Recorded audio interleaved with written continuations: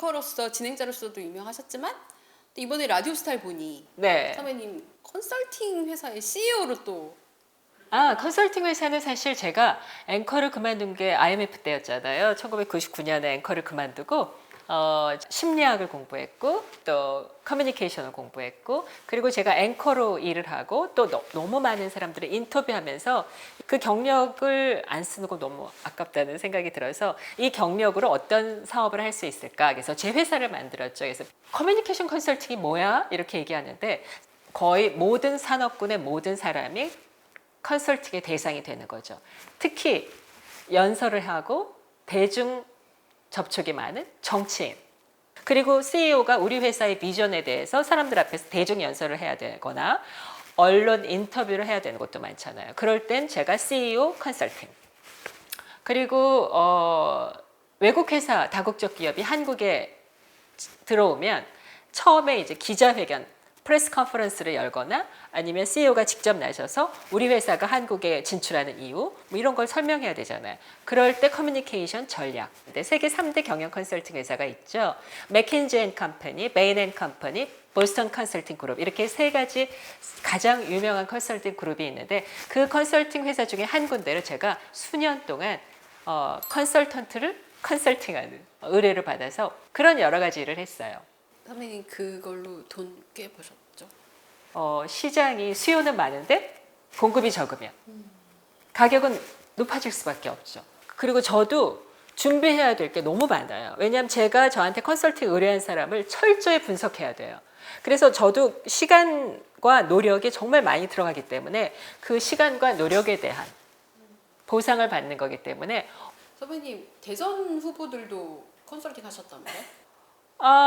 누구 하면은 다 여러분도 아시는 정치계에서는 대선 후보 정도 되려면 수십 년 동안 계속 나오는 그 이름들이잖아요. 그 사람 중에 많은 사람을 했죠. 대통령이 된 사람도 있고. 진짜요? 네. 다만 여기서 굉장히 분명히 구분해야 될 건 이거는 절대로 저의 개인적인 정치적 활동이 아니고요. 그냥 철저히 전문적인 커뮤니케이션 전략 컨설팅만 되는 거죠. 대통령을 만들고 그리고 캐치프레이즈까지 만들면 그쪽에서는 당연히 선배님 같은 명망 있는 분은 영입을 하려고 할 거 아니에요. 그런 제안도 많이 받으셨죠? 영입을 하려는 제안은 제가 9시 뉴스 앵커를 시작한 다음 해부터 있었어요. 제가 20대부터 그 정치권으로 와서 함께 일을 하자는 제안을 양쪽에서 다 받았어요. 진짜 양쪽에서. 그래서 저는 안 한다고 부정했는데도 신문에 대서특필 간다. 가는 거로 정해졌다. 이런 것도 있었고 또 그 대선 후보가 제가 MBC 직원이었을 때 저 MBC까지 찾아온 적도 있었고. 지금 선배님을 롤모델로 삼는 이제 젊은 20, 30대 여성 후배로 치면 뭐 40대 여성까지도 되잖아요. 여성으로서 그렇게 성과를 내는 거에 있어서 가장 중요한 가치는 뭘까요? 선배님이 나는 꼭 이 원칙은 꼭 지켰어 라고 하는 거. 내가 능력이 있으면 늘 나를 필요로 하는 것은 있다. 내가 가장 잘할 수 있는 것을 일을 하다 보면 알거든요. 그러면 내가 잘할 수 있는 분야에서 여러 가지 일이 있어요. 예를 들어서 제가 앵커도 했고 기자도 했고 컨설팅 회사의 CEO도 했고 컨설턴트도 했고 또 방송사의 간부로서 방송 기획 프로그램 제작도 했잖아요. 이거는 한 분야의 일이지만 굉장히 여러 가지 다양한 일을 한 거죠. 그러면 내가 이 분야의 일을 잘할 수 있는 능력이 있어. 그런데 이 5개 중에 하나만 매달려 있으면 제 미래가 굉장히 협소하고 축소되겠죠. 그러니까 이거를 제가 잘할 수 있는 분야에서 계속 나의 영역을 확대하는 그 노력을 하는 거죠. 이게 굉장히 중요해요. 그리고 또 하나는 그래서 많은 돈을 모았느냐 이렇게 질문하는 분들 많아요. 왜냐하면 그게 또 가장 현실적인 문제가 궁금하죠. 근데 전 그 문제를 이렇게 생각해요. 남성이든 여성이든 나를 지키고 나를 계속 더 발전시키기 위해서는 경제적 자유와 경제적 힘은 정말 중요하기 때문에 저는 어렸을 때부터 그 생각을 했고 특히 20대, 30대에 내가 하고 싶은 게 많지만 내가 하고 싶은 게 많은데 하고 싶은 것보다 해야 할 일을 열심히 하는 그 시기, 매진하는 시기 필요하다. 이런 말씀을 꼭 드려요. 그래야지 나중에 열매가 있어요. 나이 들어서 다리에 힘 빠지면 돈이 있어도 놀러 가지 못한다. 그 말도 맞아요. 하지만 이 균형을 잘 맞춰야 된다는 거죠. 내가 열심히 일하고 열심히 매진해야 할 때와 내가 쉬면서 일하면서 이렇게 할 때를 자신의 상황을 누구보다 자신이 잘 알잖아요. 그거에 맞춰서 현명하게 할 필요는 분명히 있습니다. 그리고 또 하나는 내 능력을 키워야 돼요. 그리고 주장이 있어야 돼요. 내 능력을 키우지 않은 상태에서 내 권리만 주장할 때는 그게 힘이 좀 약하더라고요. 그래서 내가 원하는 주장이 있고 내 권리를 지키기 위해서 능력을 키워야 되는 거죠. 그래서 내가 능력이 있어야 어디에서든 나를 필요로 하고 내가 갈 곳은 늘 있는 거죠. 그렇기 때문에 열심히 학습과 노력을 끊임없이 해야 된다는 거. 어쩔 수 없는 진리고 인정해야 되는 상황이고 내 삶을 내가 주인으로서 멋지게 살아볼래 하면 꼭 그렇게 해야 된다고 말씀을 드릴 수밖에 없어요. 선배님 앵커 말고도 하신 일이 엄청 많으시잖아요. 저는 기억나는 게 선배님 CJ ENM의 고문이셨던 거. 맞아요. 3,000년도 더 했나? 꽤 오래 했어요. 네. 고문 계약을 맺어서 프로그램을 기획, 제작, 책임지는 사람으로 일했어요. 진짜 많은 일을 했죠. 왜냐하면 CJ ENM은 보도국이 없어요. 예능만 있죠. 그랬는데 제가 가서 1인 보도국의 역할을 한 거죠. 그래서 시사 토론 프로그램도 하고 인터뷰 프로그램인 백지연의 피플 인사이드, 또 토론 프로그램인 시사 문제를 다루는 백지연의 끝장 토론, 그리고 처음부터 20대들을 위하여 만든 기획한 대학 토론 배틀, 그리고 프로그램의 구성, 프로그램의 기획, 제작 이런 걸 다 함께 했죠.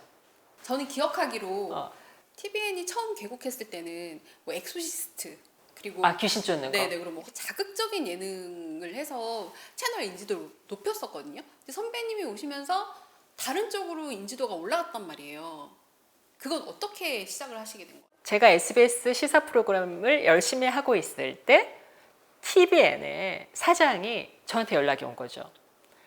TVN의 프로그램을 좀 해달라. 그래서 제가 처음에 이렇게 얘기했어요. TVN이요? 거기 그 귀신 쫓는 프로그램 하는데 아니에요? 그랬더니 막 웃으면서 아이 그거 왜 부끄럽게 그래. 그래서 선배님 제가 정말 가서 도와드리고 싶지만 정말 저는 그 귀신 쫓는 프로그램이 하는 채널에서 일할 수 없습니다.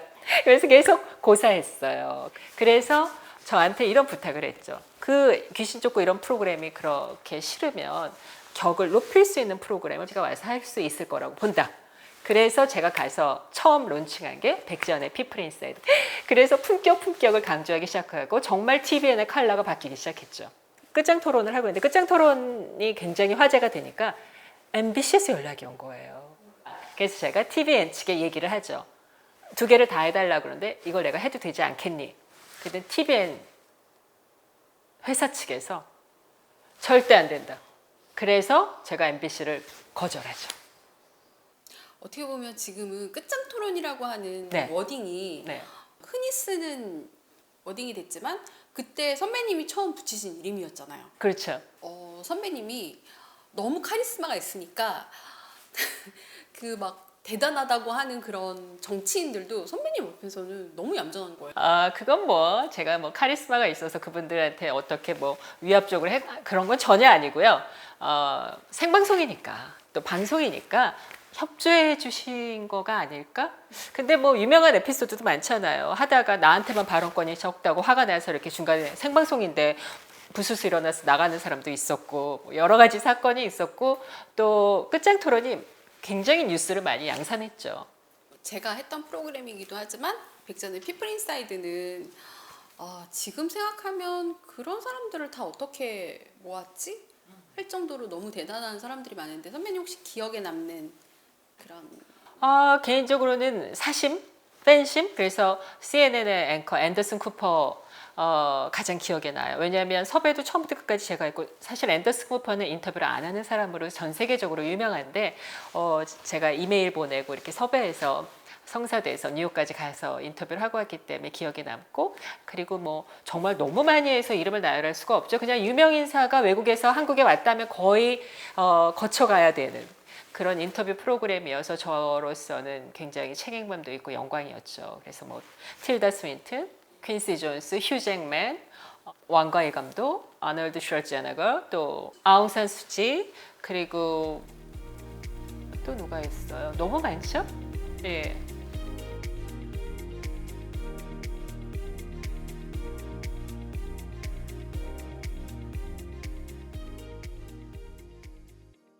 CJ E&M 고문으로 일하면서 신입사원을 선발하기도 하고 인터뷰하기도 했는데, 그때 저 뭐 대학 토론 배틀 출신입니다 하는 지원자도 많았고, 또 그 지원자들과 나중에 제가 신입사원인데 함께 일하는, 그리고 지금까지도 인연이 이어지는 그런 것도 아주 소중한 경험이고 기억이죠. 라스에서 다 풀지 못한 이야기, 또 제가 했던 여러 가지 일에 대해서 궁금한 이야기는 우리 지금 백전송에서 조금씩 정말 재밌는 이야기를 풀어보도록 할게요. 기대해 주세요.